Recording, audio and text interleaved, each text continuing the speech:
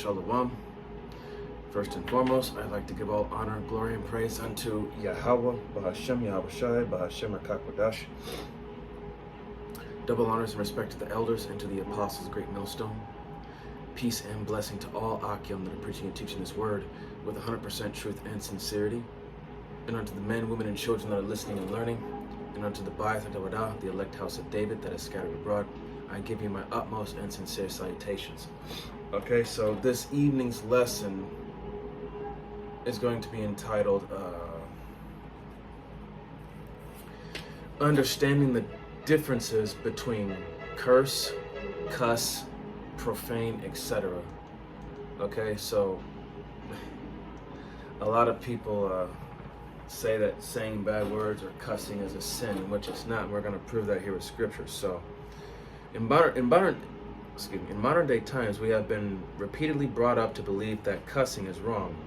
We can all agree that it is sometimes offensive, sometimes fun or funny, or even sometimes common, overlooked, and not even cared about. It really depends on your circle of friends, family, and work environment, which varies among all groups of people. However, it is safe to say if not all people have cussed before, definitely the majority has at one time or another. The bottom line is that they are only words. They can be, and according to the Bible, are considered to be rude speech. And we're going to get to that here in a second. So people have a misconception that the Bible says that cussing is a sin. However, nowhere in the Bible does it say that. Also, if we look at the original definitions of the words we consider to define cussing, we will see the words originally did not mean what we claim them to mean today.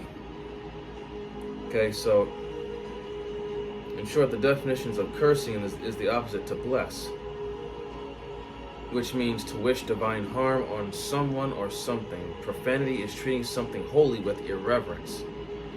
To swear means simply to make an oath or promise. Only in modern times have these original definitions have been tampered with and revised to include the Western modern day concept of cussing and cuss words.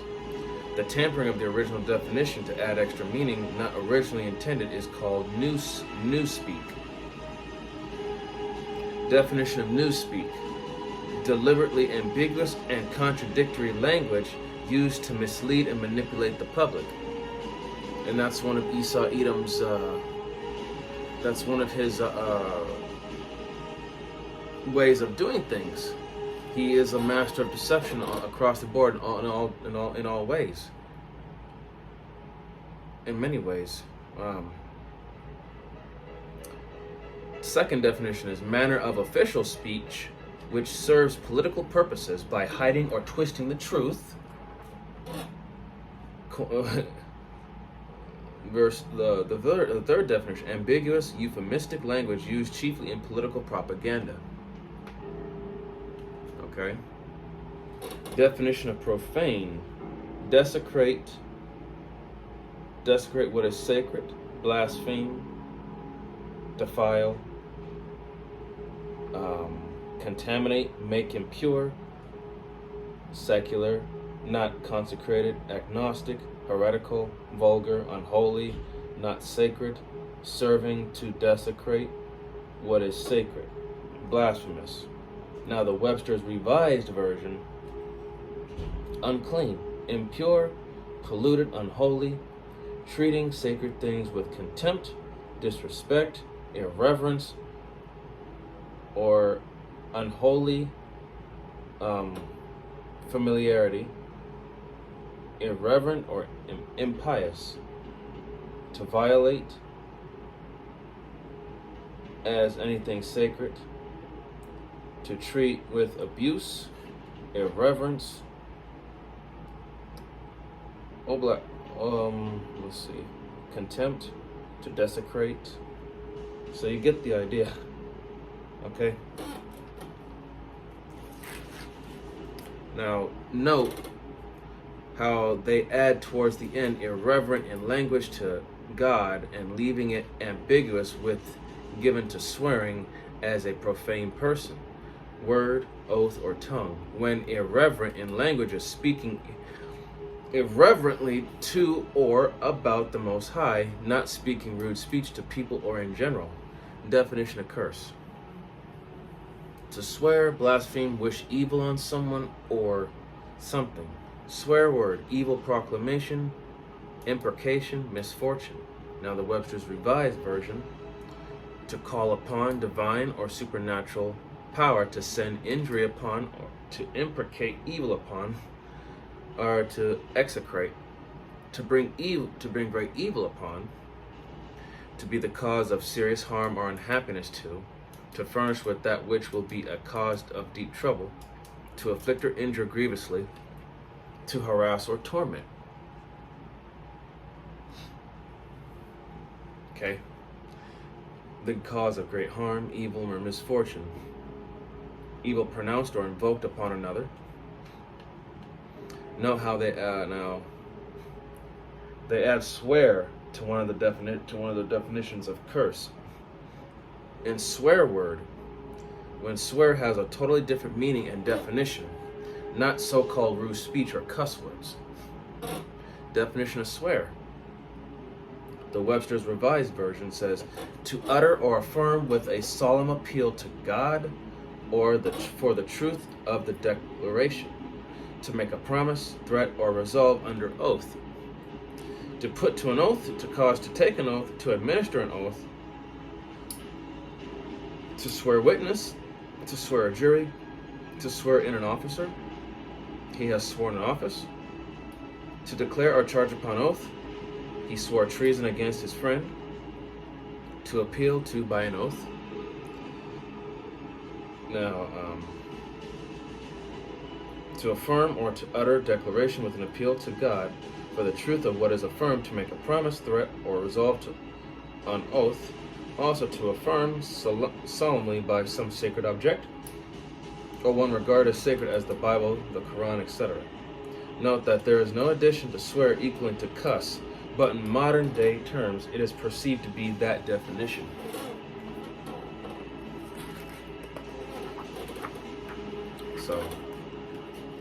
So now we must understand that they have changed the original meaning of words over time and added opinions that influences perceptions of how we should or should not speak or talk.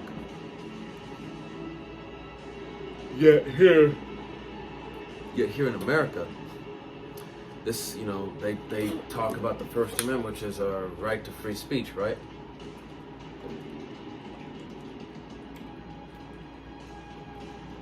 Yet they contradict themselves on with their so-called Christianity. Let's see. The Most High does not change. He authorized the scriptures and gave us very clear scriptures to show us his intention for us and how we are able to conduct ourselves in a righteous manner. He does not change, and neither should definitions change over time. Words mean that they were intended to mean, not modern day slang. Okay? This is going to be the book of Malachi,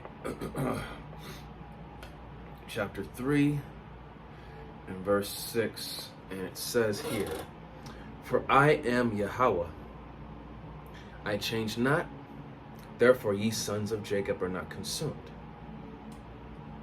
Okay? That was the book of Malachi, chapter 3, verse 6. For I am Yahweh, I change not, therefore ye sons of Jacob are not consumed. Okay? So, excuse me, getting a little tired, but the Lord does not change. And he does not contradict himself. And he hasn't given up on Israel. This is the book of Hebrews, chapter 13, verse 8. Yahweh Shai HaMashiach, the same yesterday and today and forever. So even the Son doesn't change. That was Hebrews 13 and 8. So,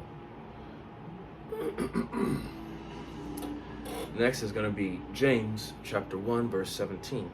Every good gift and every perfect gift is from above, and cometh down from the Father of lights, with whom is no variableness, neither shadow of turning. So with the Most High, there is no confusion, there is no contradictory, there is no debates or controversy. Slakia. And there's no vain opinions either. This is the book of Job. Okay? It's going to be Job chapter 23, verse 13. And it says, but he is in one mind, and who can turn him? And what his soul desireth, even that he doeth. So Yahweh B'Shem Yahushai does not change and wants us to be like him. Our problem is we have changed. We used to be righteous and obedient, and then we broke the covenant. We must return to the covenant. Matthew chapter 5, verse 48. Be ye therefore perfect, even as your Father which is in heaven is perfect. So, the Lord wants us to be like him. Righteous and perfect. Matthew chapter 10, verse 38. And he that taketh not his cross and follow after me is not worthy of me. Okay? To bear your burdens. To walk the path, to walk the lot that Yahweh B'Shem Yahushai puts you in. To deviate from it and to think you can follow after the Lord, you're not worthy of him. Okay? Being in this truth is a walk. It's a hard walk.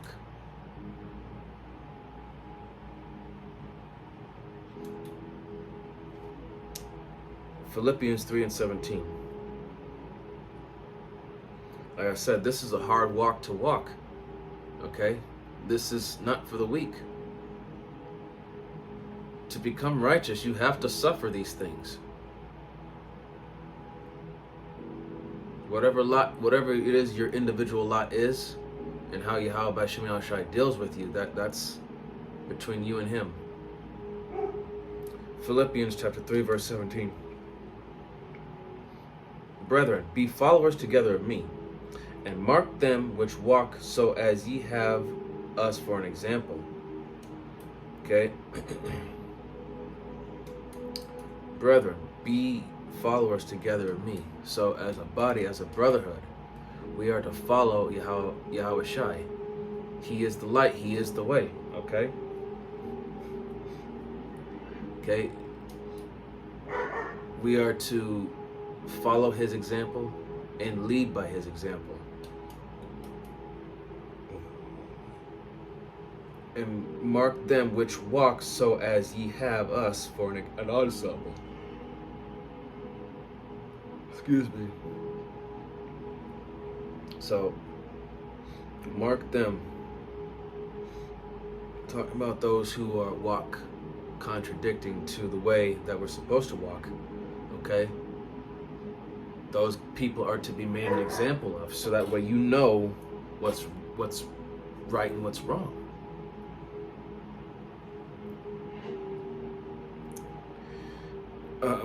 Second Thessalonians chapter 3, verse 9. It says, not because we have not power, but to make ourselves an ensample unto you to follow us. Okay? We are to lead by example. We're supposed to follow in the footsteps of the Most High Yahweh, the Messiah, Yahweh Shai, and the men of the Lord, the apostles and prophets. So let's see how they spoke and conducted themselves in teaching, defending, and promoting the truth. So let's get 2 Corinthians chapter 11, verse 6. But though I be rude in speech, yet not in knowledge, but we have been thoroughly made manifest among you in all things. So Paul admitted that he spoke rudely, basely, and harshly. However, he was thorough in giving out the sound, upright doctrine of the Most High, teaching and making known all things in how to make it into the kingdom of heaven.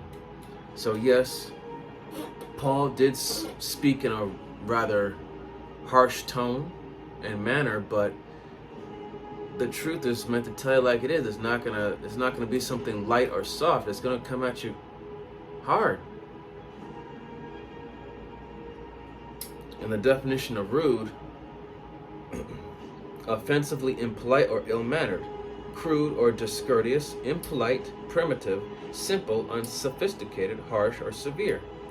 Now Webster's Revised: violent, tumultuous, boisterous, inclement, harsh, severe, unformed by taste or skill, not nicely finished, not smooth or polished, of untaught manners, unpolished, of low rank, uncivil, clownish, ignorant, raw, unskillful, not finished or complete, inelegant, lacking chasteness or elegance, not in good taste, unsatisfactory in mode of treatment, characterized by roughness, unpolished, raw, lacking delicacy or refinement, coarse, barbarous, fierce, bloody, impetuous. Now, some say that Paul was an unlearned man and that rude speech refers to his unlearned manner of speaking. That is not only false, but but it's also contradictory to the scriptures, man. They that take from the Greek translation of rude, they take that from the Greek translation of rude. Now, this is the Greek translation of rude. Strong's G, 2399. Idiotacy. From Strong's G, 2398. A private person. By implication, an ignoramus, or idiot. Ignorant, rude, or unlearned. So Strong's G, 2398. Idios. One's own implication, private or separate. His acquaintance when they were alone, apart, aside, do, and which defined means private, homely, commoner, plebeian, layman, amateur, in the know, outsider, ignorant, idiot, awkward, clumsy, or countryman.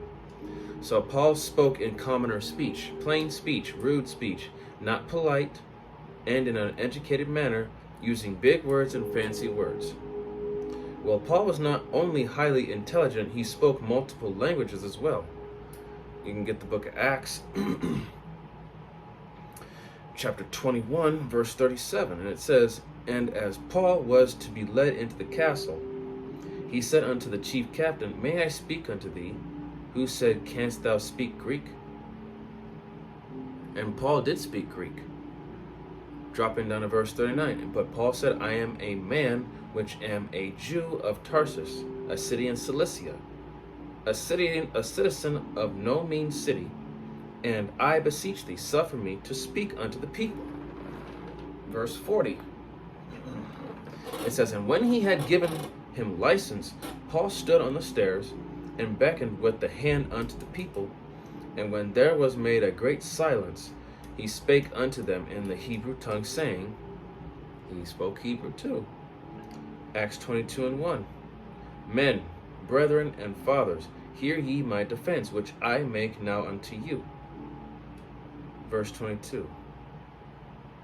And when they heard that he spake in the Hebrew tongue to them, they kept the more silence, and he saith, verse 3, I am verily a man which am a Jew born in Tarsus, a city in Cilicia, yet brought up in this city at the feet of Gamaliel, and taught according to the perfect manner of the law of the fathers, and was zealous toward the Most High, as ye are all this day. So he was tutored and brought up under Gamaliel, and taught in perfect manner of the law, meaning he was a scholar of the law. Acts 5:34. Then stood there up one in the council, a Pharisee named Gamaliel, a doctor of the law, had in reputation among all the people, and commanded to put the apostles forth a little space. So Gamaliel was a doctor of the law and Paul's teacher. So Paul was highly intelligent and not an idiot. Just because someone speaks in a way that seems, like I said, unintelligent or ignorant,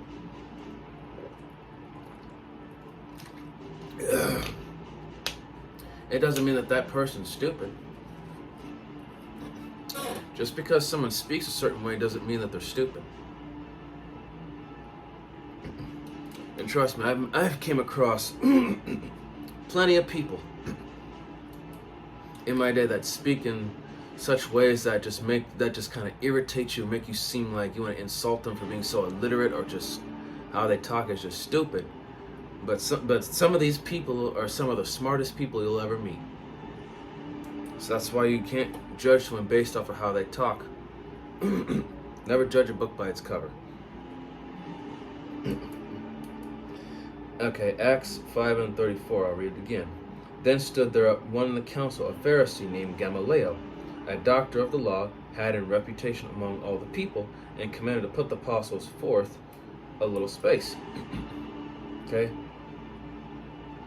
So Gamaliel was a doctor of the law and Paul's teacher, so Paul was highly intelligent and not an idiot. He chose to use simple and base speech to talk to the people and get under their skin for being pretentious and following after pagan traditions, instead of the Most High's holy words. He also spoke Latin, which many of the elite and educated Romans spoke. Acts 22, verse 25.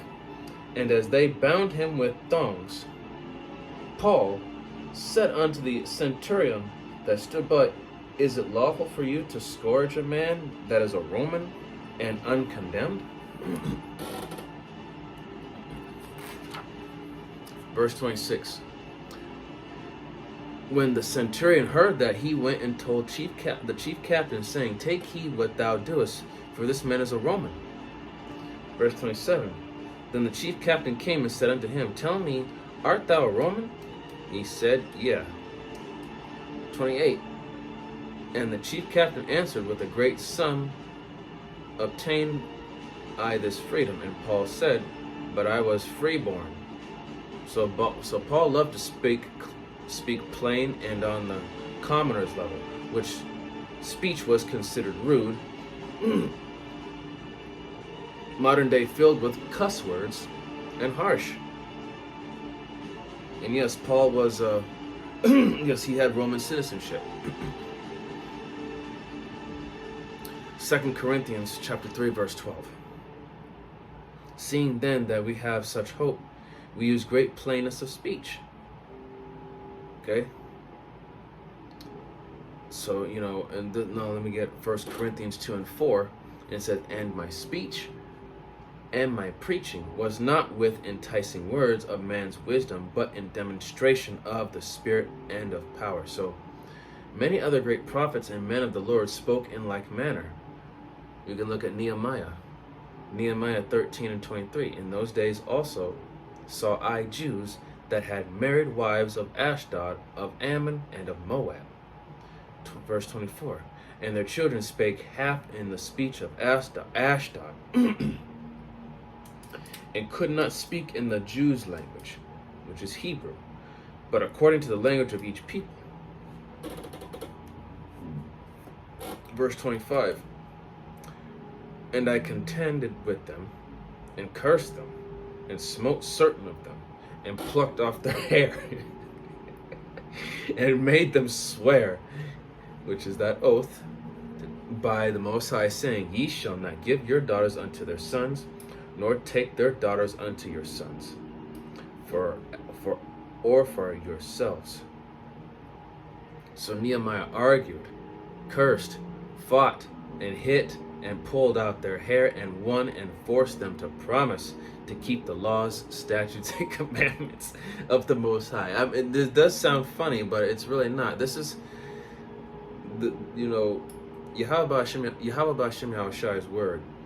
We are to take it seriously like this. I mean, it's not saying that we go out there and start getting physical with people. It's just that we're telling you, but the people won't listen. Let's go to the Judges. Judges chapter 5, verse 23.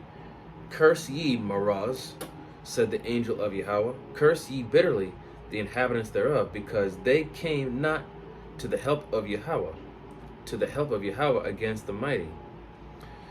When an Israelite refused to help us defeat the wicked or come to our aid in defense of the truth and word of Yahweh, we cursed them bitterly and even sometimes fought them as well. Okay? If you're an Israelite and you're in this truth and you know, and if you do not come to the aid of a fellow Israelite brother, and if you refuse him, you know, he would curse you and sometimes he would fight you. Because you know the truth and you're supposed to be siding with him, and you know this is your brother, man. Why aren't you standing there with him? You know?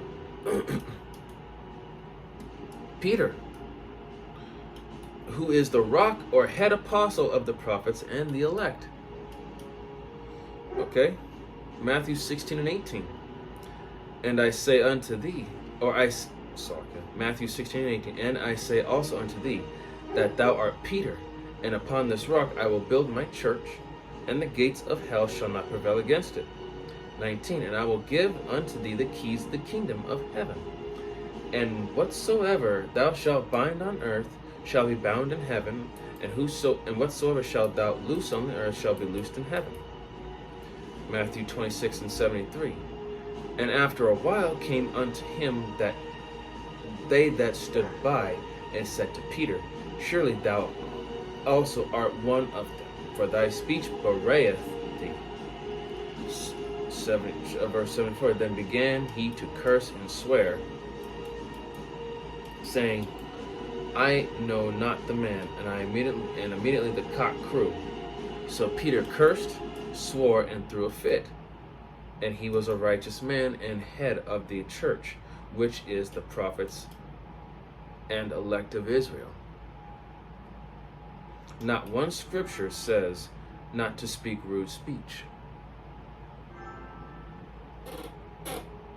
Romans 4 and 15. Because the law worketh wrath. For where no law is, there is no transgression. Where there is no law saying something is wrong, there is no sin.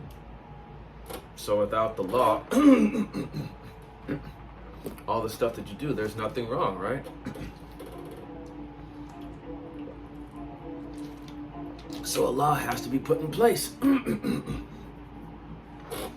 There has to be order. Everything has to be done a certain way, in order. That's called structure. Now let's look at Samson. Samson, Judges chapter 14, verse 16. And Samson's wife wept before him and said, Thou dost but hate me, and lovest me not. Thou hast put forth a riddle unto the children of my people, and hast not told it me. And he said unto her, Behold, I have not told it my father nor my mother, and shall I tell it thee? 17.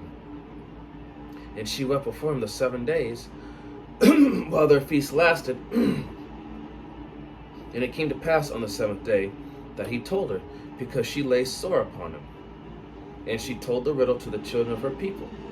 Verse 8. And the men of the city said unto him on the 7th day, before the sun went down, What is sweeter than honey, and what is stronger than a lion? And he said unto them, If ye had not plowed with my heifer, ye had not found out my riddle. I'm just trying not to laugh, sorry. So Samson called his woman a heifer. Just like people today call their women heifers and hoes and bitches when they get angry at them.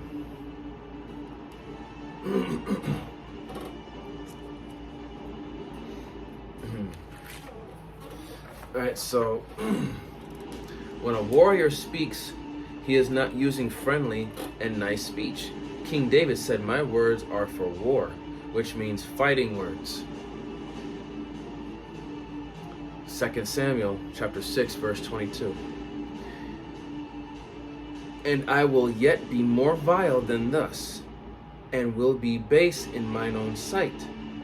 And of the maidservants which thou hast spoken of them shall I be had in honor. Verse 23, therefore Michal, the daughter of Saul, had no child unto the day of her death. David said he would be vile and base toward Michal for getting out of order. And in modern day language, said he will have sex with all his maidservants and not her. I am positive he was not nice in how he... Pretty sure he was not nice in how he said that and in the choice words he used to Michal.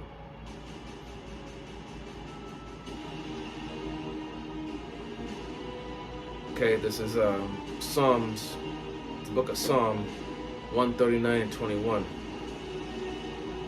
Do not I hate them, O Yahweh, that hate thee? And am not I grieved with those that rise up against thee? 22. I hate them with perfect hatred. I count them mine enemies. King David said he not only hates the wicked, but he hates them with perfect hatred. You do not talk nice about those you hate vehemently, you curse them.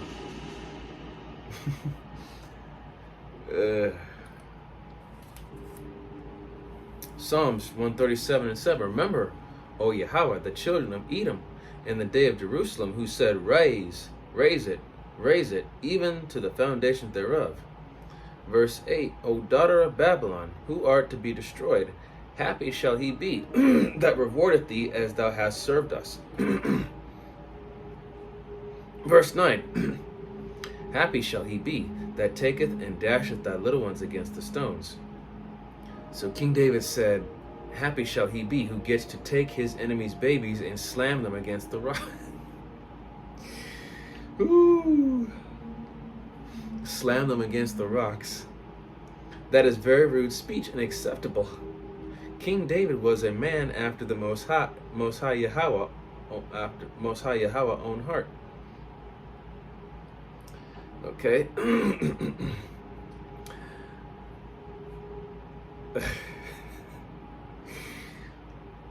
Oh man. 1 Samuel 13 and 14.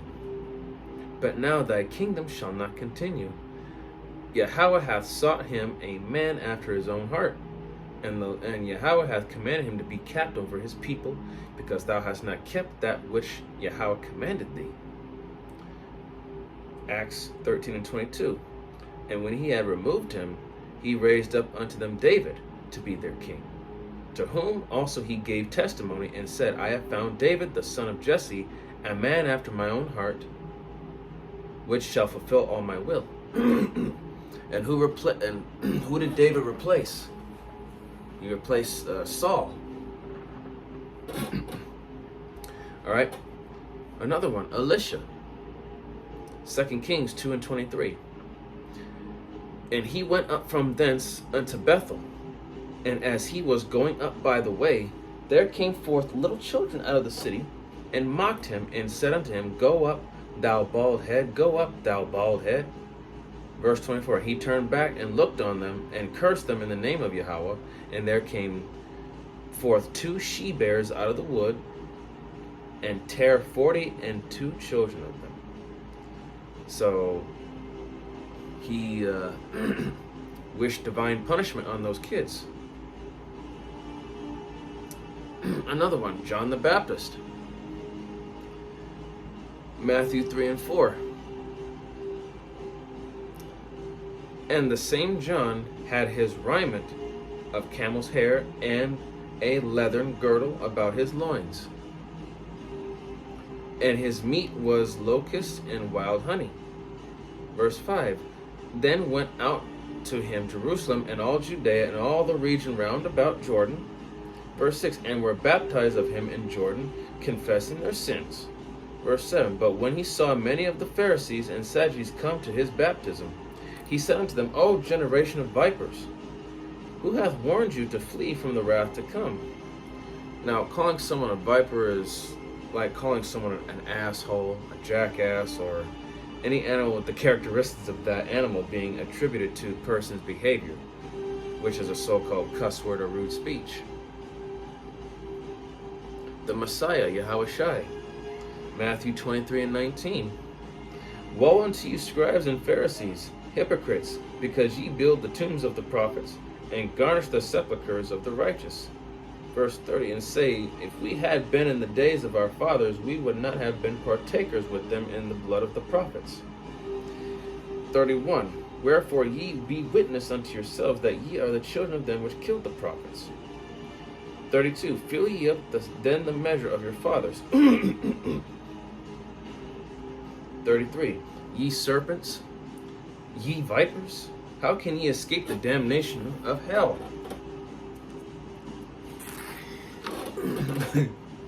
Yahushua called them snakes, vipers, basically assholes and wicked for their actions. Mark, it's the book of Mark 7:27.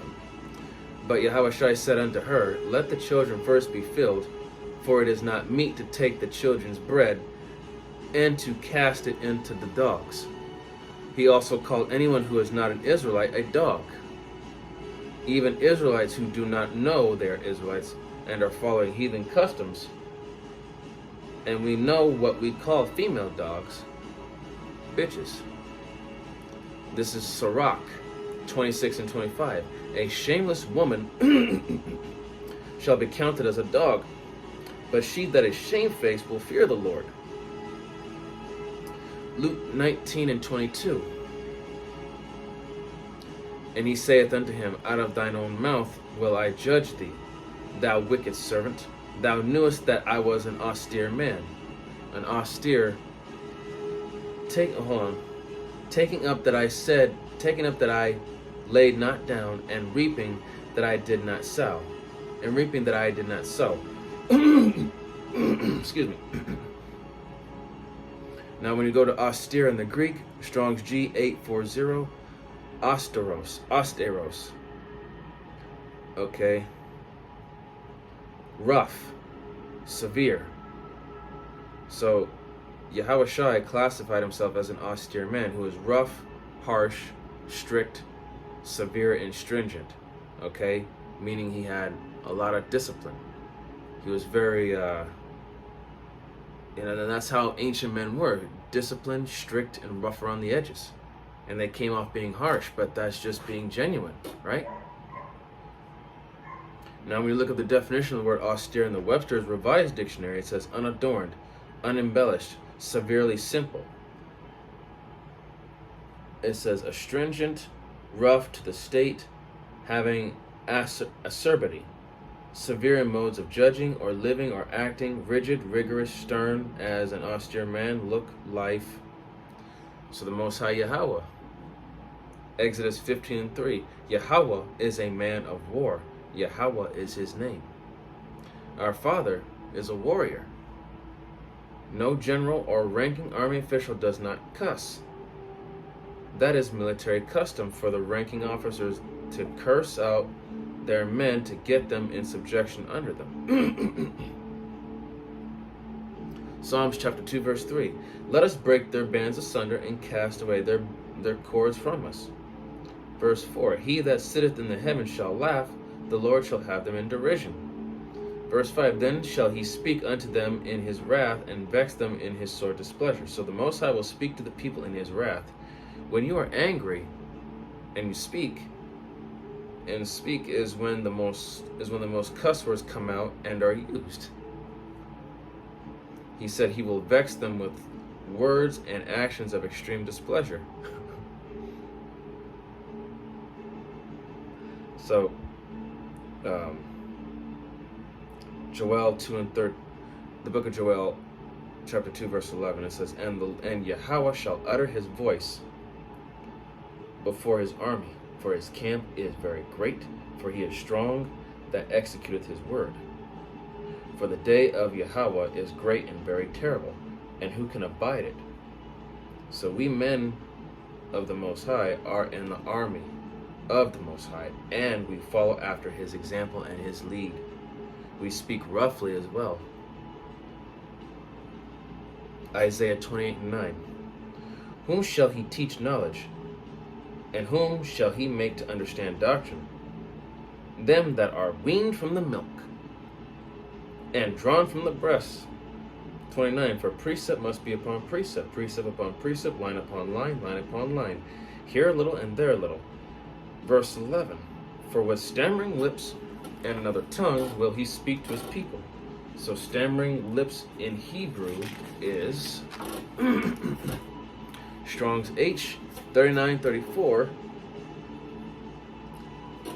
A buffoon, also a foreigner, a mocker, stammering. Strong's H 3932, to deride, by implication, as if imitating a foreigner, to speak unintelligibly, have in derision, laugh to scorn, mock on, or stammering. So the Most High said we would speak to the people in a ridiculing and scornful manner to mock them into frustration, and hopefully they will examine themselves and their foolish ways and repent. They have made cussing into a jailable offense in some places, also deeming cuss words to be sinful when they are not. Isaiah 29 and 21. That make a man an offender for a word, and lay a snare for him that reproveth in the gate, and turn aside the just for a thing of naught.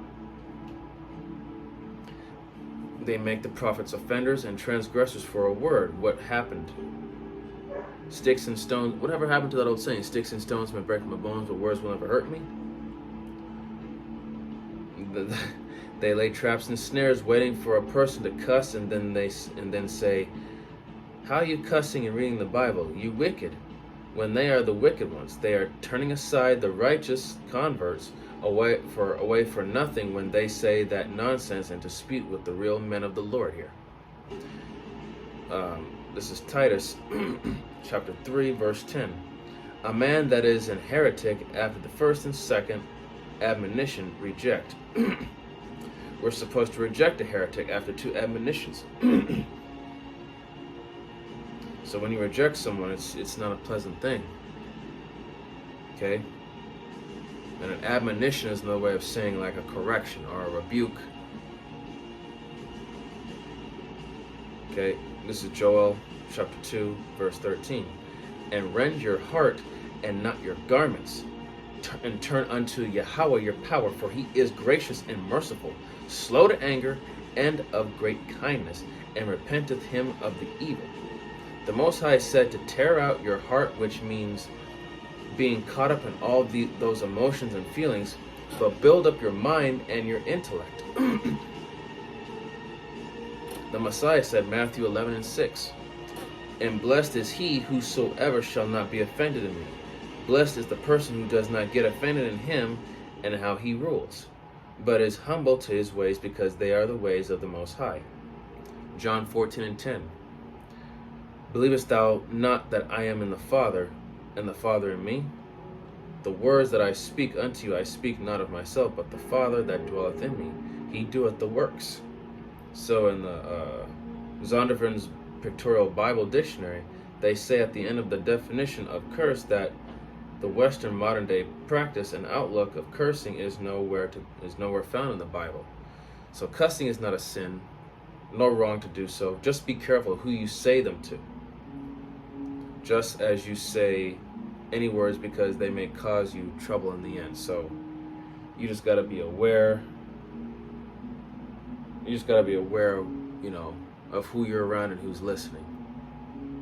All right, this is the book of Matthew chapter 12, verse 36, and it says, But I say unto you, that every idle word that men shall speak, they shall give account thereof of the day of judgment. Verse 37. For by my words thou shalt be justified, and by thy words thou shalt be condemned.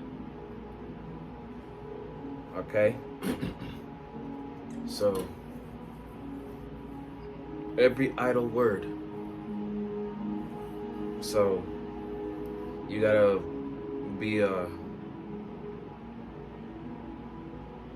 be very mindful of what you say. You know that old saying, say what you mean what you say, but don't be mean about it. And but, you know, at the same token, same time, you know, what if you mean what you say, you got to put forth the action too. Because, you know, words without action are just empty. And they're just idle words. Empty, vain, no meaning to them. So that's why you really got to be careful on what you say, how you say it, and if you mean it, you mean it. But, you know, don't be mean about it. You know, that's all I got on understanding the difference between curse, cuss, profane, and swearing and all that. So I hope that this was edifying unto the body and to those that are new coming and listening, learn with all sincerity. And, you know, once again,